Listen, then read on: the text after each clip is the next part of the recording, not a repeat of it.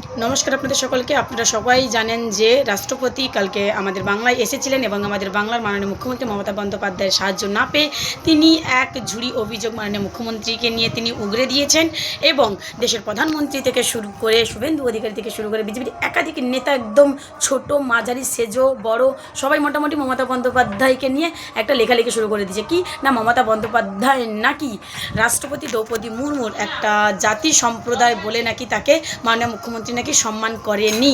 এবার মা কাকিমা কাকু জেঠু তোমরা বলো তো কারা অভিযোগ তুলছে? দেশের প্রধানমন্ত্রী থেকে শুরু করে শুভেন্দু অধিকারী পর্যন্ত। এরা কারা? এরা হচ্ছে বিজেপি নেতা। কোন বিজেপি নেতা? যে বিজেপি রাজ্যে অর্থাৎ মণিপুরে এক আদিবাসী সম্প্রদায়ের ওপর উল্লঙ্ঘ করে ধর্ষণ করে কিভাবে তাদেরকে মাঠে মানে রাস্তায় দৌড় করিয়েছিল সেটা আপনারা সবাই দেখেছেন। কোনো বিচার পায়নি দেশের প্রধানমন্ত্রীর কাছ থেকে। তারপরে হচ্ছে মধ্যপ্রদেশে একজন আদিবাসী সম্প্রদায়ের মেয়ের মুখে প্রস্রাব করেছিল একজন বিজেপি নেতা, কোনো বিচার পায়নি।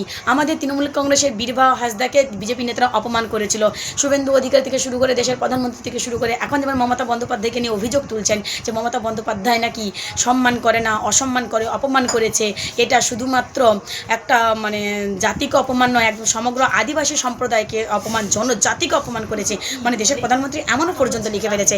হয়তো এইসব নেতারা ভুলে গেছে দেশের মানুষ এবং আমাদের বাংলার মানুষ মণিপুর, মধ্যপ্রদেশ, উত্তরপ্রদেশ, হাতরাস এইসবে যে জনজাতি আদিবাসী সম্প্রদায়ের মানুষের উপর কী অত্যাচার করা হচ্ছে সেটা কি আমরা বাংলার মানুষ জানি না? কই সেই বিষয় নিয়ে দেখেনি তো শুভেন্দু অধিকারী এবং দেশের প্রধানমন্ত্রীকে নিয়ে কোনো টুইট করতে। ও তারা কি সাধারণ নাগরিক তাই?